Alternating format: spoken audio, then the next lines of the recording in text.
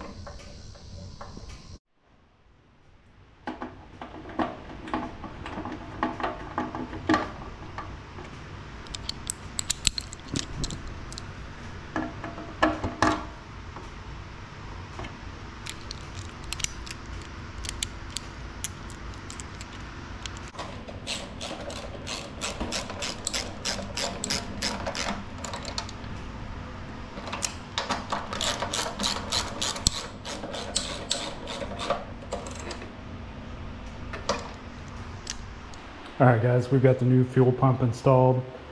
Tank has been completely drained and refilled with fresh gas. I've hooked everything back up, the battery, ECU, got all that cleaned up, fixed some of the... There was a little bit of wiring issues in there. I went ahead and took care of those. We checked all these wires and nothing had shorts to ground or anything. I pulled that out and made it to where the wires weren't so pinched in between that plate. All right, guys, we have got the fuel pump back in the bike, the new fuel pump, put an OEM Kawasaki fuel pump in it. Got everything back together up here, have our breather hooked up. We have the the connector for the fuel gauge. We have the fuel pump plugged in. We have the high pressure fuel line on. We have the instrument cluster plugged in. I went through and cleaned up all the wiring. We checked every sensor. Every wire has continuity to where it should go. There's no shorts to ground. We've checked the resistance on all the sensors. Everything checked out okay, so we shouldn't have any problems. It should fire right back up. I'm pretty confident that the issue with the no start was the fuel pump. Before you start up any bike that you don't know much about, first thing you should do is make sure that there's oil in it. So we're gonna go ahead and do that. On this one, there's a sight glass right here. You'll have to stand the bike up to be able to see the line. You're probably not gonna be able to see that on the camera, so I'm just gonna go ahead. One thing I want to tell you guys about, I was trying to think about why the fuel pump would have failed other than we had dirty fuel. The bike's set for a long time, so obviously that stuff getting sucked through the pump is not going to help anything. But I also decided to check the tank breather. I pulled the hose off up here and I was not able to blow through that. And usually these have a check valve in them, which I located, and this one does too. And it is mounted right here on this bike, right in front of the battery box. So I pulled this off. The hose from the tank plugs right into there, and I noticed that I couldn't blow through it, but shook it around a little bit and kept blowing through it. Now you can hear that air is going through it. This hose, it drains out the bottom of the bike, or it doesn't drain, but it vents out the bottom of the bike. You can see there was a lot of carbon buildup, and it was completely clogged with some kind of white corrosion looking stuff. But now you can see you can blow through that clearly as well. So that was probably building pressure in the tank, which doesn't help things, and it's also kind of dangerous. Just gonna go ahead and hook this back up. It's a lot easier to put the hoses on while you have it off of the bike, because you can't get your fingers back there very well.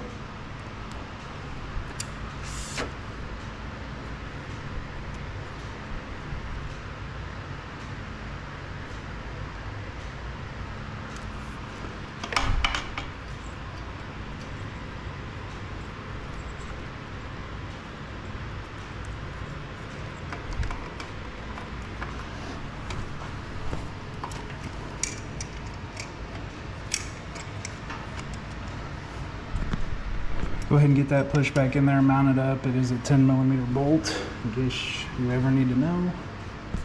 All right, we've got the fuel pump in, everything's hooked up. I went ahead and put the air box and stuff back on. Figured we'll just go ahead and do a test start. Well, hopefully it starts. Go ahead and turn the key on.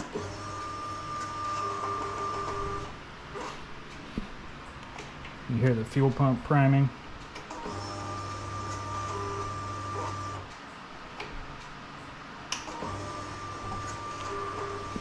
FI light goes out, oil light stays on until it's running. Let's see if it starts.